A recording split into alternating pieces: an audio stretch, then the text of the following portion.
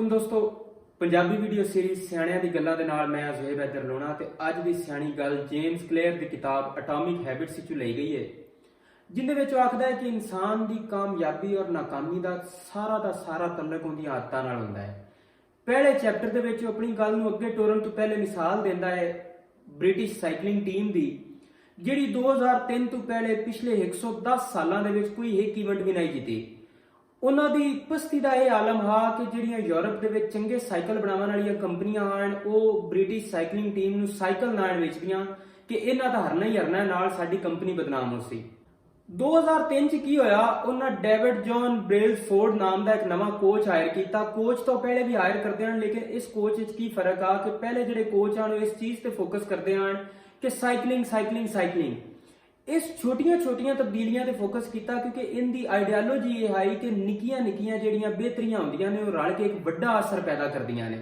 इस की कीता, इस साइकिलों दी सीटां मजीद कंफर्टेबल करवा दित्तियां। इस मुख्तलिफ किस्म का कपड़ा ट्राई किया कि किहड़ा कपड़ा है जिहड़ा इंग्लैंड के सर्द मौसम दे विच साइकिल सवार नूं सर्दी तो बचा सकता है।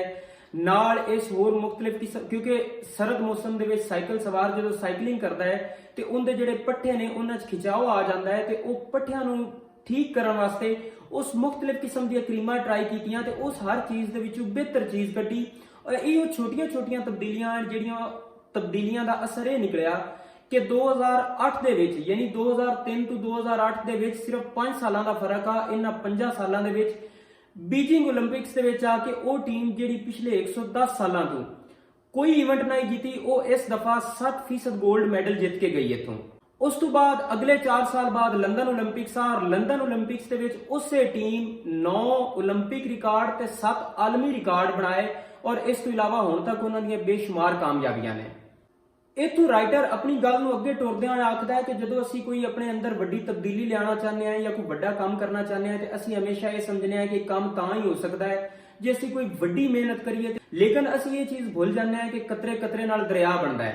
तो ज्यादातर लोग नाकाम भी इस वजह तो होंगे ने कि वो जो मेहनत शुरू करते हैं तो छोटी बेहतरी नूं, छोटे स्टैप्स नूं तरजीह नहीं देंगे, तो वो जिहड़े हैं वो सर पट दौड़ते हैं, तो वो जल्दी रिजल्ट ना मिलने की वजह तो वो बड़ी जल्दी दिल बर्दाश्ता हो जाते हैं, तो समझते हैं कि नहीं ये काम नहीं हो सकता।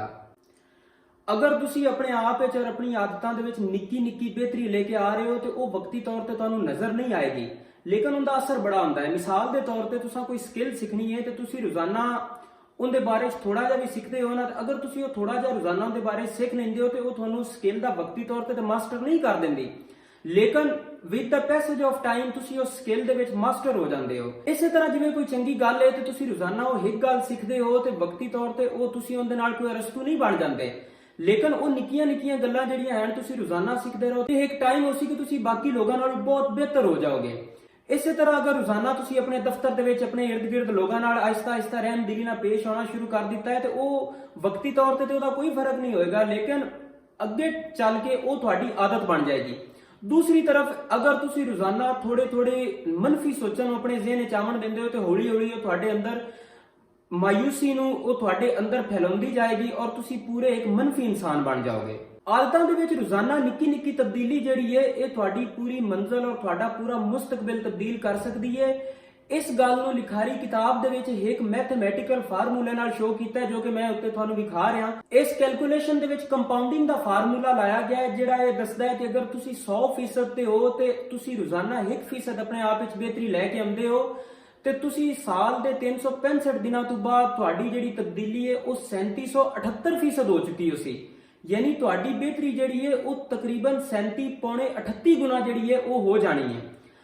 इस दे बरअक्स अगर तुसी रोजाना अपने आप विच 1% जिहड़ी है वो कमी लैके आउंदे हो, अपनी आदत 1% खराब करदे हो, ते साल तो बाद यानी 365 दिनों तो बाद तुसी जिहड़े 100% ते है तुसी 3% ते खड़े हो सो, यानी तुहाडी शख्सियत दे विच 97% कमी आउणी है। इस तो यह नतीजा निकलदा है कि अपनी आदतां नूं रोजाना थोड़ा बेहतर करदिआं रहना वक्त नूं तुहाडे हक दे विच करदा है ते वक्त नूं तुहाडा दोस्त बना दिंदा है, जबकि रोजाना अपनी आदतां नूं थोड़ा खराब करदिआं रहना वक्त नूं तुहाडा दुश्मन बना दिंदा है।